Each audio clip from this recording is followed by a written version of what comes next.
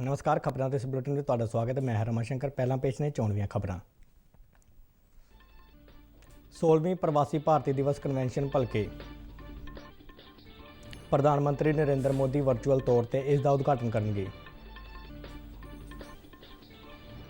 Convention दौरान 2020-21 ਲਈ प्रवासी भारतीय पुरस्कारों का ऐलान भी किया जाएगा।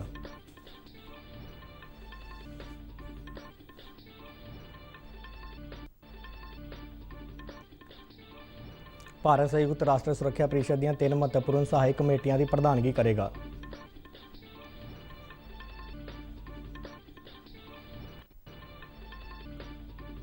खेती कानूनों के मुद्दे ते केंद्र और किसान जथेबंदियों विचाले 8वें गेड़ की गलबात अज। खेती मंत्री नरेंद्र सिंह तोमर ने मुड़ दोहराया कि MSP और मंडी प्रणाली पहला वांग जारी रहेगी।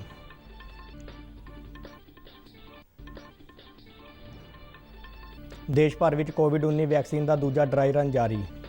केंद्रीय सेहत मंत्री डॉक्टर हर्षवर्धन ने देश के कई हस्पतालों में अभ्यास का जायजा लिया।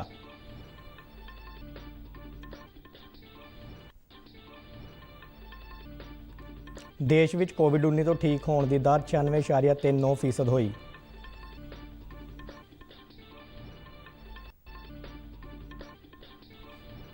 JEE एडवांस परीक्षा 2021 इस वरे 3 जुलाई को होगी।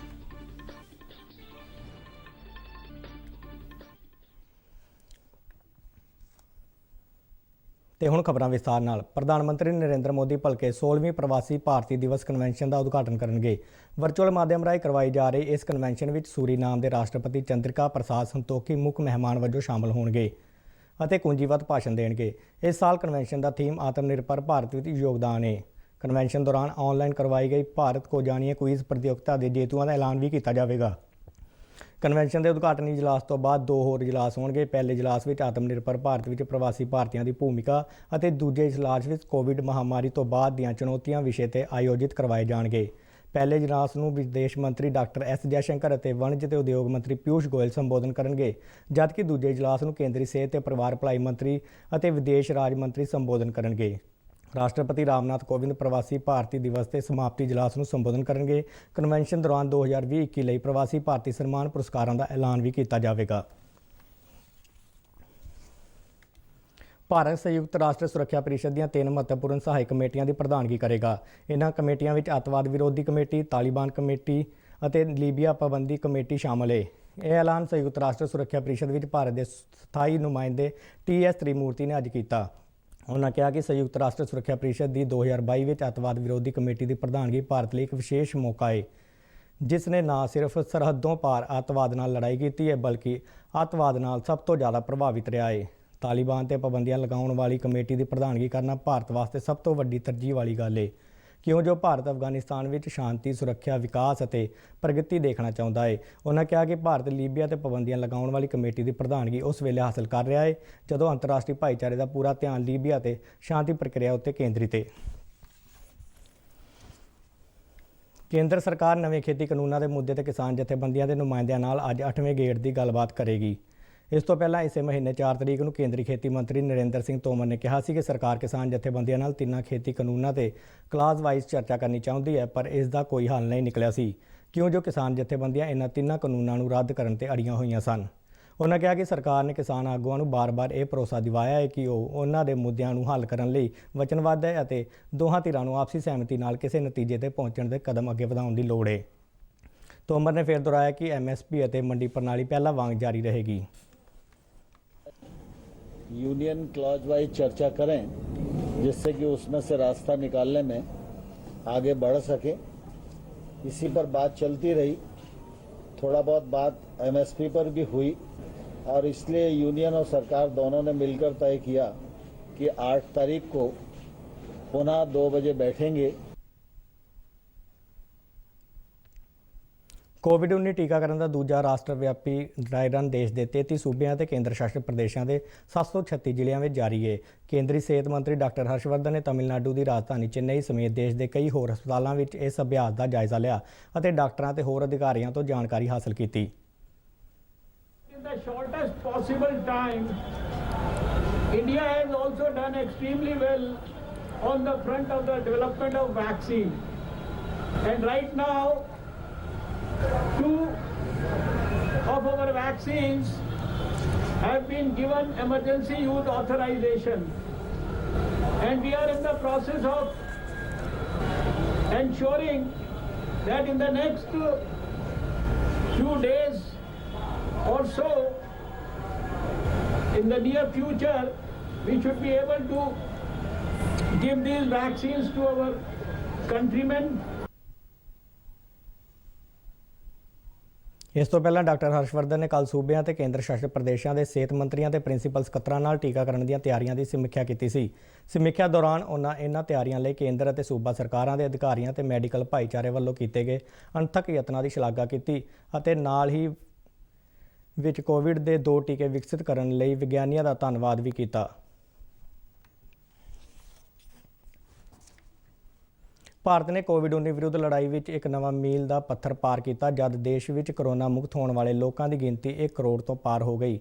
ਬੀਤੇ 24 ਘੰਟਿਆਂ ਦੌਰਾਨ 19,587 ਮਰੀਜ਼ ਕਰੋਨਾ ਮੁਕਤ ਐਲਾਨੇ ਗਏ, ਜਿਸ ਮਗਰੋਂ ਹੁਣ ਤੱਕ ਕਰੋਨਾ ਤੋਂ ਸਿਹਤਯਾਬ ਹੋਣ ਵਾਲੇ ਲੋਕਾਂ ਦੀ ਗਿਣਤੀ 1 ਕਰੋੜ 16,000 ਤੋਂ ਪਾਰ ਹੋ ਗਈ ਹੈ। ਕਰੋਨਾ ਤੋਂ ਠੀਕ ਹੋਣ ਦੀ ਦਰ ਵਿੱਚ ਹੋਰ ਸੁਧਾਰ ਦਰਜ ਕੀਤਾ ਗਿਆ, ਜੋ ਇਸ ਸਮੇਂ 96.36% ਤੱਕ ਪਹੁੰਚ ਗਈ। ਇਸੇ ਦੌਰਾਨ ਬੀਤੇ ਦਿਨ 20,346 ਨਵੇਂ ਕਰੋਨਾ ਮਾਮਲੇ ਸਾਹਮਣੇ ਆਏ। ਇਸ ਤਰ੍ਹਾਂ ਰੋਜ਼ਾਨਾ ਕਰੋਨਾ ਲਾਗ ਨਾਲ ਪ੍ਰਭਾਵਿਤ ਹੋਣ ਵਾਲੇ ਲੋਕਾਂ ਦੀ ਸੰਖਿਆ ਲਗਾਤਾਰ ਘੱਟ ਹੋ ਕੇ 25,000 ਦੇ ਹੇਠਾਂ ਬਣੀ ਹੋਈ ਹੈ। ਇਸ ਸਮੇਂ ਦੇਸ਼ ਵਿੱਚ ਕਰੋਨਾ ਦੇ ਐਕਟਿਵ ਮਾਮਲਿਆਂ ਦੀ ਸੰਖਿਆ ਲਗਭਗ 2,28,000 ਹੈ। ਇਹਨਾਂ ਵਿੱਚੋਂ ਕੋਈ 60% ਮਰੀਜ਼ ਆਪਣੇ ਘਰਾਂ ਵਿੱਚ ਹੀ ਆਈਸੋਲੇਸ਼ਨ ਵਿੱਚ ਨੇ। ਰਾਸ਼ਟਰਵਿਆਪੀ ਬੁਨਿਆਦੀ ਸਹੂਲਤਾਂ, ਸੂਬਿਆਂ ਅਤੇ ਕੇਂਦਰ ਸ਼ਾਸਿਤ ਪ੍ਰਦੇਸ਼ਾਂ ਵਿੱਚ ਨਿਯਮਾਂ ਦਾ ਸਖਤੀ ਨਾਲ ਪਾਲਣ ਅਤੇ ਡਾਕਟਰਾਂ, ਅਰਧ ਡਾਕਟਰੀ ਟੀਮਾਂ ਦੇ ਕਰੋਨਾ ਯੋਧਿਆਂ ਦੀ ਸਮਰਪਿਤ ਕੋਸ਼ਿਸ਼ਾਂ ਨਾਲ ਕਰੋਨਾ ਤੋਂ ਮੁਕਤ ਹੋਣ ਵਾਲੇ ਦੀ ਸੰਖਿਆ ਵਿੱਚ ਲਗਾਤਾਰ ਵਾਧਾ ਹੋ ਰਿਹਾ ਹੈ। ਕੇਂਦਰੀ ਸਿਹਤ ਮੰਤਰਾਲਾ ਅਨੁਸਾਰ ਇਸ ਨਾਲ ਮੌਤ ਦਰ ਵਿੱਚ ਵੀ ਕਮੀ ਆਈ ਹੈ, ਜੋ 1.45% ਦਰਜ ਹੋਈ ਹੈ। ਬੀਤੇ 24 ਘੰਟਿਆਂ ਦੌਰਾਨ 222 ਲੋਕਾਂ ਦੀ ਕਰੋਨਾ ਕਾਰਨ ਮੌਤ ਹੋਈ। ਯੁਵਾ ਮਾਮਲਿਆਂ ਤੇ ਖੇਡਾਂ ਬਾਰੇ ਕੇਂਦਰੀ ਮੰਤਰੀ ਕਿਰਨ ਰਿਜੀਜੂ ਨੇ ਕੱਲ੍ਹ ਨਵੀਂ ਦਿੱਲੀ ਦੇ ਡਾਕਟਰ ਕਰਨੀ ਸਿੰਘ ਸ਼ੂਟਿੰਗ ਰੇਂਜ ਵਿੱਚ 162 ਬਿਸਤਰਿਆਂ ਦੇ 에ਅਰ ਕੰਡੀਸ਼ਨ ਰਿਹਾਇਸ਼ੀ ਹੋਸਟਲ ਦਾ ਉਦਘਾਟਨ ਕੀਤਾ। ਸਪੋਰਟਸ ਅਥਾਰਟੀ ਆਫ ਇੰਡੀਆ ਵੱਲੋਂ ਜਾਰੀ ਕੀਤੇ ਗਏ ਬਿਆਨ ਵਿੱਚ ਕਿਹਾ ਗਿਆ ਹੈ ਕਿ ਇਸ ਹੋਸਟਲ ਵਿੱਚ ਮੁੰਡਿਆਂ ਅਤੇ ਕੁੜੀਆਂ ਲਈ ਖੇਡਣ ਲਈ ਨਿਰਧਾਰਤ ਵਿਸ਼ੇਸ਼ ਭੋਜਨ ਅਤੇ 에ਅਰ ਕੰਡੀਸ਼ਨ ਡਾਈਨਿੰਗ ਖੇਤਰ ਵੀ ਦੀ ਸੁਵਿਧਾ ਉਪਲਬਧ ਹੈ। ਇਸ ਹੋਸਟਲ ਤੇ 12 ਕਰੋੜ 26 ਲੱਖ ਰੁਪਏ ਖਰਚ ਆਏ ਨੇ। ਇਸ ਮੌਕੇ ਰਿਜੀਜੂ ਨੇ ਕਿਹਾ ਕਿ ਦੇਸ਼ ਦੇ ਸਾਰੇ ਹੀ ਹੋਸਟਲ ਵਿੱਚ ਘੱਟੋ ਘੱਟ 3 ਤਾਰਾ ਸਟੈਂਡਰਡ ਦੀਆਂ ਭੋਜਨ, ਪ੍ਰਾਹੁਣਚਾਰੀ ਅਤੇ ਸਾਫ਼ ਸਫਾਈ ਦੀਆਂ ਸੁਵਿਧਾਵਾਂ ਹੋਣੀਆਂ ਚਾਹੀਦੀਆਂ ਨੇ ਅਤੇ ਇਹਨਾਂ ਦਾ ਪ੍ਰਬੰਧ ਮਾਹਿਰ ਏਜੰਸੀਆਂ ਵੱਲੋਂ ਕੀਤਾ ਜਾਣਾ ਚਾਹੀਦਾ ਹੈ। ਉਹਨਾਂ ਕਿਹਾ ਕਿ ਕੁੜੀਆਂ ਅਤੇ ਮੁੰਡਿਆਂ ਲਈ ਅਲੱਗ ਹੋਸਟਲਾਂ ਦੀ ਵਿਵਸਥਾ ਕੀਤੀ ਜਾਣੀ ਚਾਹੀਦੀ ਹੈ। ਉਹਨਾਂ ਕਿਹਾ ਕਿ ਇਸ ਹੋਸਟਲ ਦੀ ਸੁਵਿਧਾ ਨਾਲ ਭਾਰਤੀ ਨਿਸ਼ਾਨੇਬਾਜ਼ਾਂ ਨੂੰ ਇਸ ਸ਼ੂਟਿੰਗ ਰੇਂਜ ਵਿੱਚ ਸਿਖਲਾਈ ਦੇਣ ਦੇ ਕੰਮ ਨੂੰ ਵੱਡਾ ਹੁਲਾਰਾ ਮਿਲੇਗਾ, ਜੋ ਪਹਿਲਾਂ ਸਿਖਲਾਈ ਲਈ ਸ਼ੂਟਿੰਗ ਰੇਂਜ ਤੋਂ ਬਾਹਰ ਠਹਿਰਦੇ ਸਨ। ਕੇਂਦਰੀ ਸਿੱਖਿਆ ਮੰਤਰੀ ਰਮੇਸ਼ ਪੋਖਰਿਆਲ ਨਿਸ਼ੰਕ ਨੇ ਕੱਲ੍ਹ ਐਲਾਨ ਕੀਤਾ ਕਿ ਭਾਰਤੀ ਤਕਨੀਕੀ ਸੰਸਥਾਨਾਂ IIT ਵਿੱਚ ਦਾਖਲੇ ਲਈ JEE ਐਡਵਾਂਸ 2021 ਦੀ ਪ੍ਰੀਖਿਆ 3 ਜੁਲਾਈ ਨੂੰ ਹੋਵੇਗੀ। ਸਿੱਖਿਆ ਮੰਤਰੀ ਨੇ ਦੱਸਿਆ ਕਿ ਪ੍ਰੀਖਿਆ IIT ਖੜਗਪੁਰ ਵੱਲੋਂ ਕਰਾਈ ਜਾਵੇਗੀ। ਉਹਨਾਂ ਕਿਹਾ ਕਿ ਪਿਛਲੇ ਸਾਲ ਕੋਵਿਡ-19 ਮਹਾਮਾਰੀ ਕਾਰਨ 12ਵੀਂ ਜਮਾਤ 'ਚੋਂ ਘੱਟੋ ਘੱਟ 75% ਅੰਕ ਹੋਣ ਦੀ ਸ਼ਰਤ ਵਿੱਚ ਦਿੱਤੀ ਗਈ ਢਿੱਲ ਇਸ ਵਾਰ ਵੀ ਜਾਰੀ ਰਹੇਗੀ। ਜ਼ਿਕਰਯੋਗ ਹੈ ਕਿ ਦੇਸ਼ ਭਰ ਦੇ ਇੰਜੀਨੀਅਰਿੰਗ ਕਾਲਜਾਂ ਵਿੱਚ ਦਾਖਲੇ ਲਈ JEE ਮੇਨਸ ਨੂੰ ਆਧਾਰ ਮੰਨਿਆ ਜਾਂਦਾ ਹੈ, ਜਦਕਿ IIT ਵਿੱਚ ਦਾਖਲਾ JEE ਐਡਵਾਂਸ ਪ੍ਰੀਖਿਆ ਦੇ ਆਧਾਰ ਤੇ ਹੁੰਦਾ है।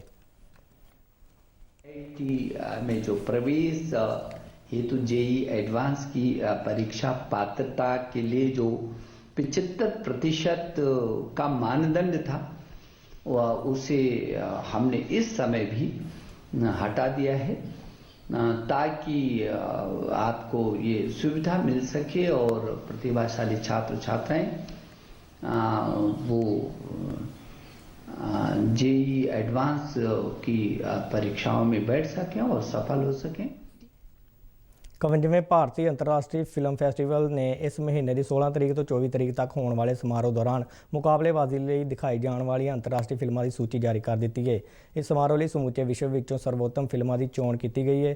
ਸਰਵੋਤਮ ਫਿਲਮ ਲਈ 40 ਲੱਖ ਰੁਪਏ ਦਾ ਨਗਦ ਇਨਾਮ ਦਿੱਤਾ ਜਾਵੇਗਾ, ਜੋ ਫਿਲਮ ਦੇ ਨਿਰਦੇਸ਼ਕ ਅਤੇ ਨਿਰਮਾਤਾ ਵਿਚਾਲੇ ਬਰਾਬਰ ਵੰਡਿਆ ਜਾਵੇਗਾ। ਇਸ ਤੋਂ ਇਲਾਵਾ ਨਿਰਦੇਸ਼ਕ ਨੂੰ ਸੋਨੇ ਦਾ ਮੋਹਰ, ਗੋਲਡਨ ਪੀਕੌਕ ਅਤੇ ਪ੍ਰਸ਼ੰਸਾ ਪੱਤਰ ਦਿੱਤਾ ਜਾਵੇਗਾ। ਨਿਰਮਾਤਾ ਨੂੰ ਨਗਦ ਇਨਾਮ ਤੋਂ ਇਲਾਵਾ ਸਰਟੀਫਿਕੇਟ ਪ੍ਰਦਾਨ ਕੀਤਾ ਜਾਵੇਗਾ। ਸਰਵੋਤਮ ਨਿਰਦੇਸ਼ਕ ਪੁਰਸਕਾਰ ਵਿੱਚ ਚਾਂਦੀ ਦਾ ਮੋਹਰ, ਸਿਲਵਰ ਪੀਕੌਕ, ਸਰਟੀਫਿਕੇਟ, 15 ਲੱਖ ਰੁਪਏ ਦਾ ਨਗਦ ਇਨਾਮ ਸ਼ਾਮਲ ਹੈ।